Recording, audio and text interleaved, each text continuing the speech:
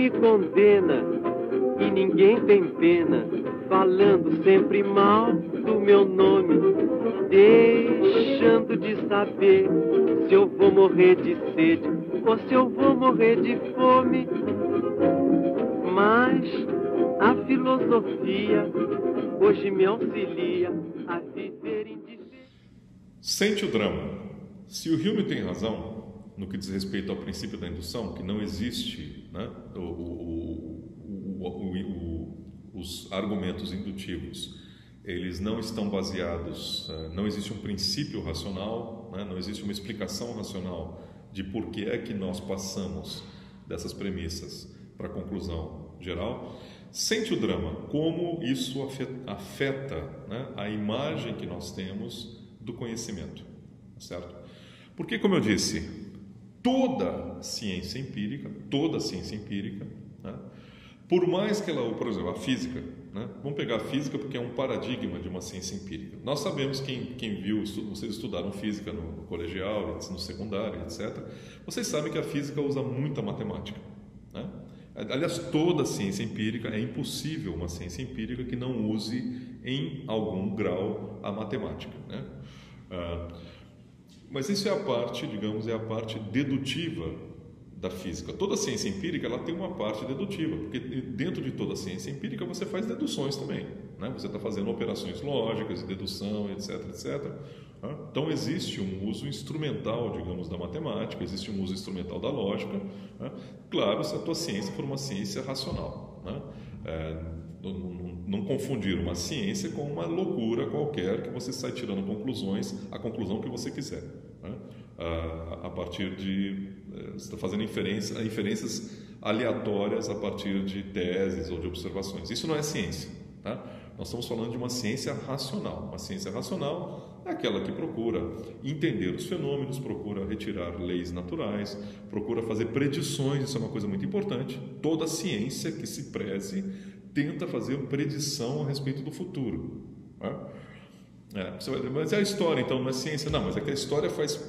No caso das histórias, nós fazemos predições a respeito do passado. Quer dizer, o que deve ter ocorrido na civilização maia do México, tá? Para que ela tenha se desestruturado. Nós tentamos fazer predições, nós temos hipóteses a respeito... Futuro, na verdade, não quer dizer propriamente, não é propriamente com o tempo. Predição significa ser capaz de explicar fenômenos, né, que não estão dados na nossa frente ainda, tá certo? Então nós queremos dar uma explicação, por exemplo, da desintegração da sociedade maia no México, que talvez vocês saibam, é um dos grandes mistérios assim da história das civilizações pré-hispânicas, né? Então há várias hipóteses. Ocorreu uma grande seca, ocorreu uma grande desagregação política, ocorreu uma guerra civil, ocorreu uma pandemia, né? Então tem várias hipóteses, tá certo? Então, essas hipóteses são predições baseadas em observações a respeito de eventos que ocorreram com outras civilizações, né? Então, toda vez que houve uma desagregação política ou corrupção em tal civilização, ocorreu um declínio e uma desagregação daquela civilização. Portanto, deve ter ocorrido isso com a civilização maia também, né?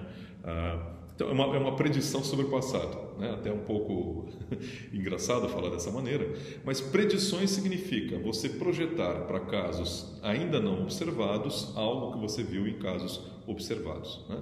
Então, toda a ciência empírica, né, envolve esse tipo de mecanismo. Você projetar para casos futuros, né, ou casos não observados ainda, leis ou regularidades que você retira de casos observados, né? Na física é assim, a química é assim, né?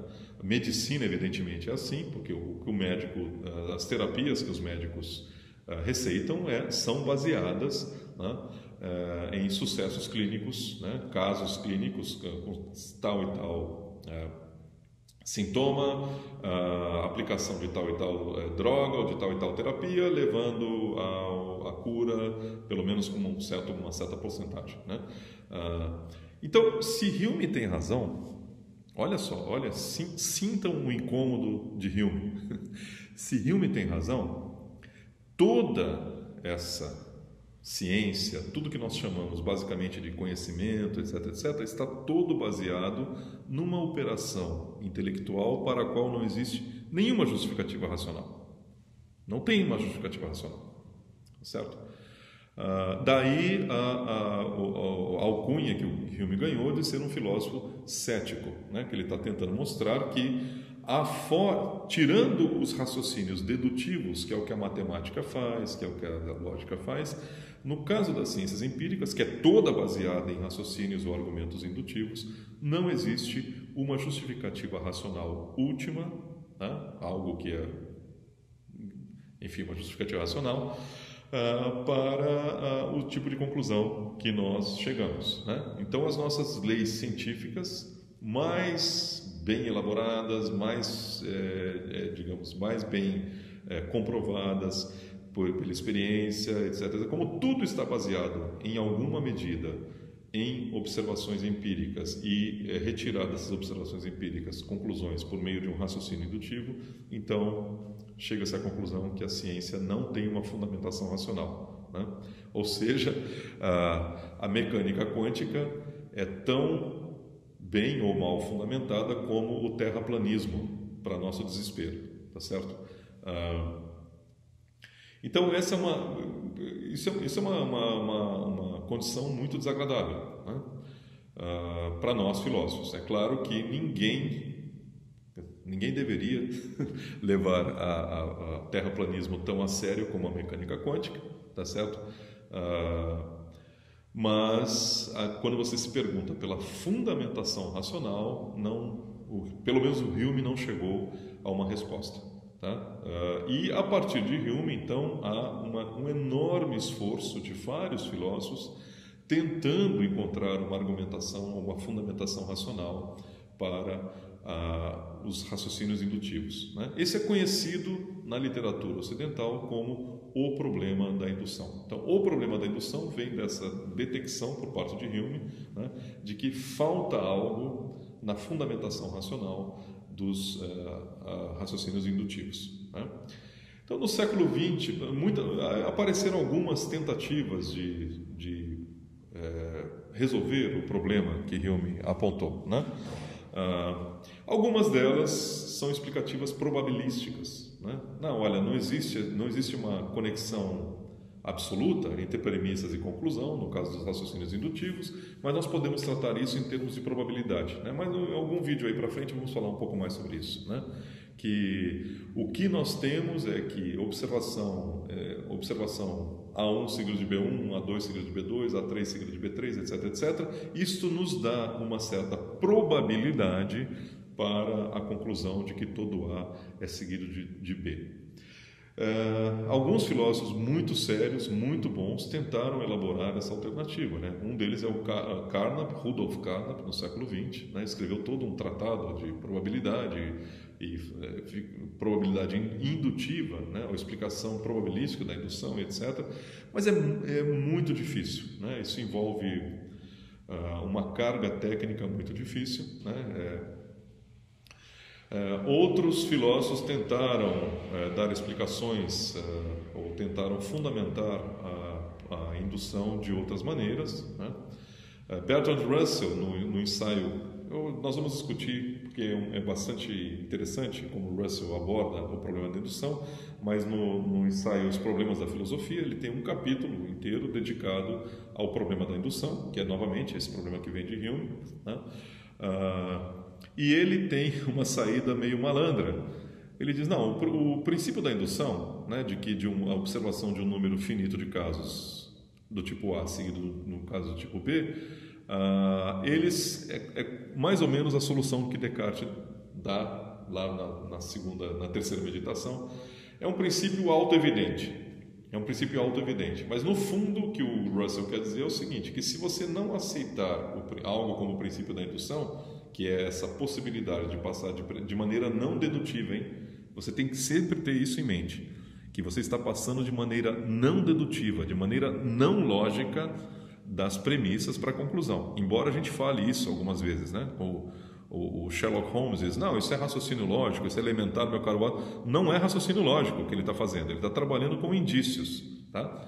Todos os raciocínios que um detetive como Sherlock Holmes faz são raciocínios indutivos, tá certo? Ah, tinha um vidro de veneno na casa, então provavelmente a pessoa morreu daquele veneno.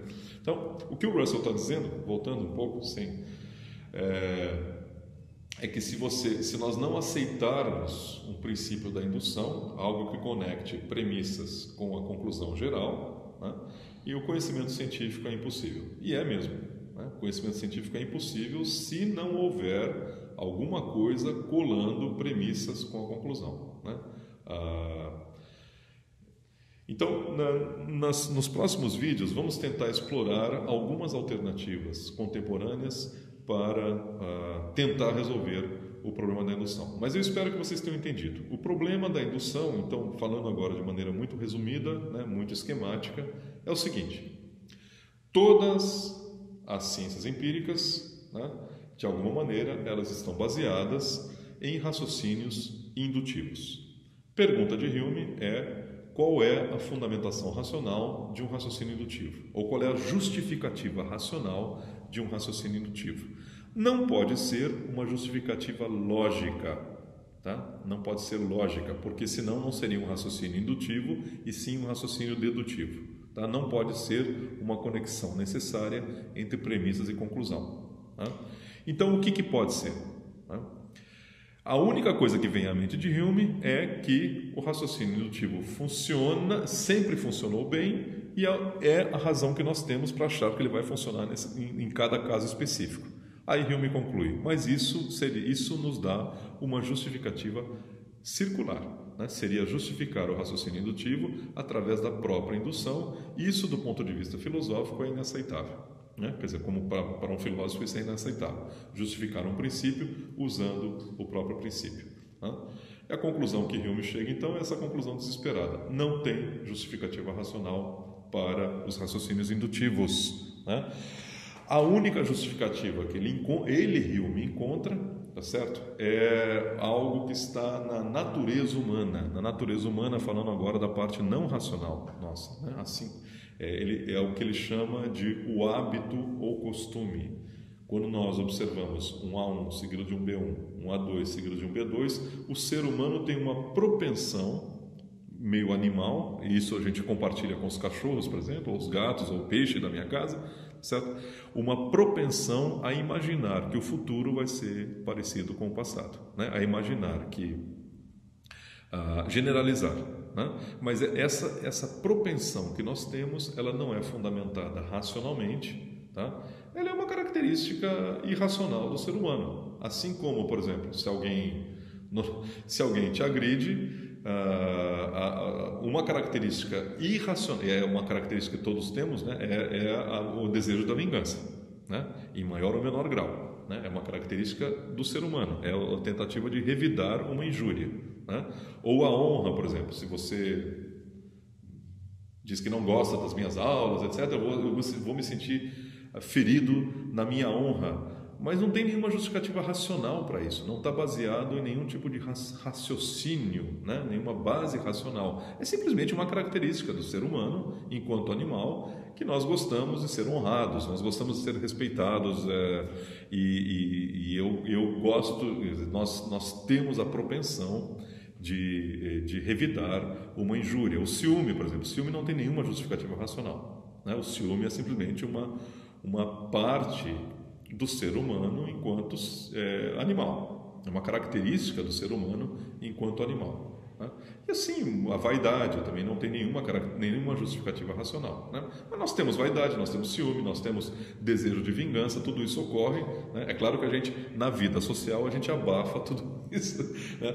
A vida social cria mecanismos para que isso acabe não sendo destrutivo, mas que está lá, não adianta negar, tá certo? Então, essa característica animal irracional do ser humano é o mesmo tipo de mecanismo que está entrando em operação. Segundo Hume, essa é a chamada solução cética que ele dá. É o mesmo tipo de mecanismo que está entrando na indução. Nós, animalescamente, projetamos que o futuro vai ser igual ao passado, né? Ou animalescamente projetamos que a conexão entre eventos do tipo A e eventos do tipo B vale de maneira geral. Mas é muito desagradável essa conclusão, né? Ok, nos próximos vídeos continuamos. Vamos continuar a nossa discussão sobre o problema da indução, e hoje eu queria ver com vocês um capítulo do livro do Bertrand Russell, né, Os Problemas da Filosofia, que é o capítulo 6. O capítulo 6 chama-se exatamente sobre a indução, né, que é o ensaio do Russell como um todo é um ensaio muito bonito, muito interessante, muito profundo, né, mas esse capítulo o Russell consegue colocar de maneira bastante mais dramática, né, bastante mais intuitiva, qual é exatamente o problema da indução, né? E antes de passarmos eu quero ler com vocês algumas passagens, né? Quer dizer, virtualmente, evidentemente, mas ler com vocês alguns trechos do Russell, né? E detidamente fazer alguns comentários, né? Porque ele ilustra de maneira bastante dramática e bastante didática também o problema colocado por Hume na nossa discussão nos vídeos anteriores, né? Basicamente é o mesmo problema, né? Só que o Russell está colocando em outros termos que ajudam a ver certos desdobramentos do problema da indução, né? Não é simplesmente uma preciosidade, uma coisa pequena na qual Hume está se concentrando, mas isso tem um reflexo brutal para toda a nossa concepção da ciência, né? Isso porque, como nós vamos ver daqui a pouquinho, toda a ciência, se você pensar bem, o que a ciência busca? O que o cientista busca, né? O cientista busca, se você tivesse que descrever o que o cientista faz, né? Quer dizer, falando do cientista aqui como dizendo assim, a forma mais sofisticada, sistemática e confiável de conseguir conhecimento, né? De obtenção do conhecimento, a atividade mais sofisticada, mais rebuscada e mais respeitável de atividade que visa obter conhecimento, né? Não que a ciência seja a única forma, a única atividade na qual a gente tente obter conhecimento, porque na vida prática, no dia a dia, todo mundo faz isso o tempo todo, né? Você está na cozinha, aprendendo a cozinhar de uma maneira diferente, está aprendendo a limpar o seu banheiro de uma outra maneira, etc. O tempo todo nós estamos aprendendo, nós estamos engajados em atividades que buscam o conhecimento, né?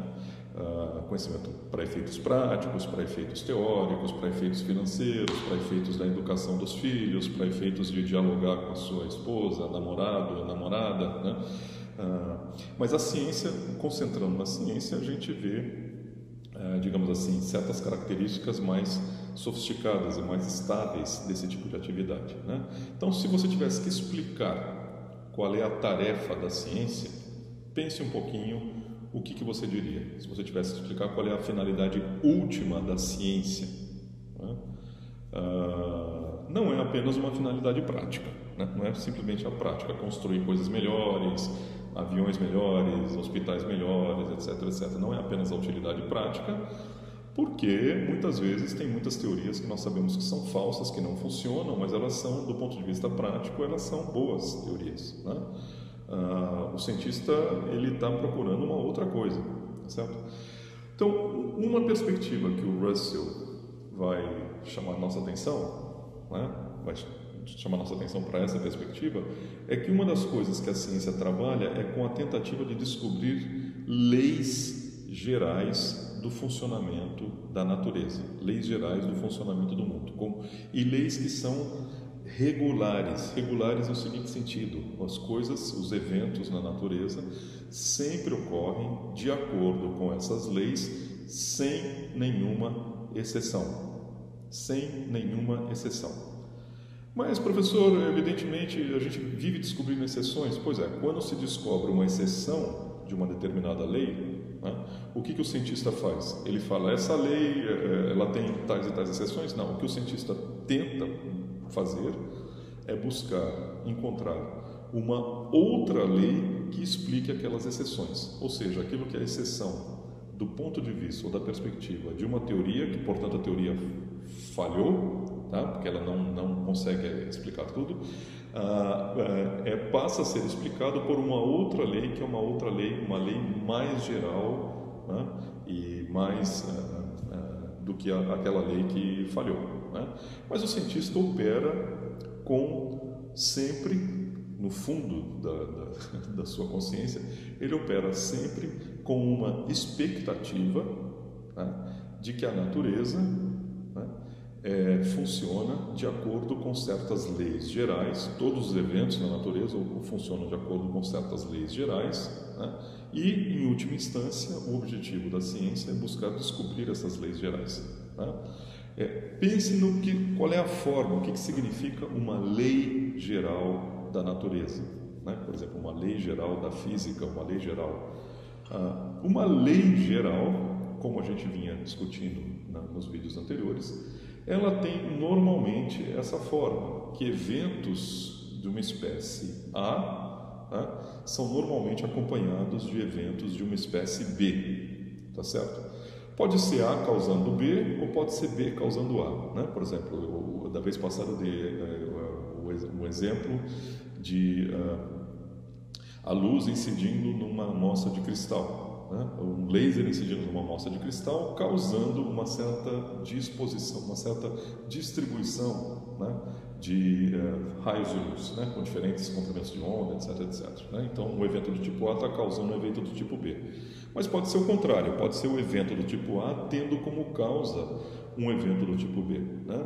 Então, normalmente, quando ocorre uma explosão, um incêndio, por exemplo, um evento do tipo A, né, isso normalmente tem uma causa, que é um evento do tipo B. Então, o corpo de bombeiro ou a investigação, os investigadores vão procurar descobrir qual é o evento do tipo B que está coordenado com A. De qualquer maneira, não vamos falar o que vem antes e o que vem depois, o que é a causa e o que é o efeito, né? A forma mais geral possível de uma lei natural é que eventos de um certo tipo, tá, são acompanhados de eventos de um outro tipo. E uma lei natural busca descrever, uma lei natural, que é o objetivo da ciência, busca descrever a forma mais geral possível dessas leis, ou busca descobrir qual é a lei mais geral de qual todas as outras se derivam, né? Então, o cientista, voltando, o que o Russell vai chamar nossa atenção é que o cientista opera, ele tem lá implícito na atividade científica uma pressuposição de que há certas regularidades, né, constantes na natureza, né? Certas regularidades, um certo evento sendo seguido por outro evento, né? E a questão que nós podemos formular é a seguinte: o cientista opera com essa pressuposição, tá? Uma pressuposição. E a questão que o Russell vai colocar é o seguinte: se existe alguma justificativa racional para essa pressuposição. É uma outra maneira, uma maneira mais, digamos assim, mais refinada e mais abrangente de colocar o mesmo problema, que é o problema da indução, né? No caso de Hume, nós vimos uma coisa um esqueminha um pouquinho mais simples, e o Russell está colocando de uma maneira mais generalizada, indo mais, digamos assim, na raiz, naquilo que está implícito na atividade científica, né? O cientista opera, aliás, não é apenas o cientista, novamente, a ciência é apenas uma das atividades da busca do conhecimento, mas nós também, nossas atividades contemporâneas, basicamente tudo aquilo que nós fazemos na nossa vida prática, nós estamos operando com essa pressuposição. Guardem esse termo, uma pressuposição. Nós estamos pressupondo, né, que o mundo continua se comportando, né, da mesma maneira regular que ele se comportava ontem ou anteontem, ou da mesma maneira regular que nós vimos na nossa experiência pregressa, tá certo? Nós pressupomos isso, tá? Então, um exemplo que eu usei em algum vídeo aí passado, que o Russell também usa, nós pressupomos, né, que o Sol vai nascer amanhã, porque o nascimento do Sol é uma espécie de grande regularidade da natureza, né? E a questão, então, que o Russell vai colocar é se existe alguma justificativa racional, né? Quer dizer, não é simplesmente cai do céu, essa pressuposição é algo que cai do céu, né? Existe alguma justificativa racional para essa pressuposição. Né? Ele começa o capítulo, é o capítulo 6 do livro, né? É bom vocês abrirem o capítulo 6, né? Faça uma pausa agora no seu vídeo, abram o link que está na primeira postagem no blog do curso, tá certo? Lá tem um link para a tradução do livro The Problems of Philosophy, né? Os Problemas da Filosofia, tradução do Jamir Conte, se eu não me engano, né? Façam uma pausa, abram o livro no capítulo 6, que, se eu não me engano, está na página 67 desse link aí. O Russell diz o seguinte, ele começa o seguinte: vamos separar no que diz respeito a essa pressuposição, ou essa expectativa que nós temos de regularidade, ou de que o futuro vai ser igual ao passado, né? Russell diz, vamos separar duas questões diferentes. A primeira questão, né, é a seguinte: não existe nenhuma dúvida de que a experiência pregressa ou certas regularidades no passado, que isso causa uma certa pressuposição em nós, né? Isso é a causa de nós estarmos pressupondo que o futuro vai ser igual, tá certo? Por quê? Porque nós somos isso nós dividimos, nós compartilhamos com outros animais, né? Nós demos esse exemplo. O cachorro, uma pessoa um dia parece dar um pedaço de chocolate para o cachorro, tá certo? Faça esse experimento. Se um dia você der um pedaço de chocolate para um cachorro, dali em diante ele vai sempre olhar para você esperando um pedaço de chocolate. Você vai virar seu melhor amigo, mas ele está esperando uma certa regularidade no seu comportamento. Apareceu essa pessoa, o cachorro espera chocolate. Tá? O que está acontecendo? Um evento passado, ou alguma regularidade num evento passado, né, que a pessoa alimentou o cachorro em algumas ocasiões, gera ou causa uma expectativa no cachorro de que o futuro vai ser igual, né? De que a pessoa vai continuar alimentando o cachorro, né?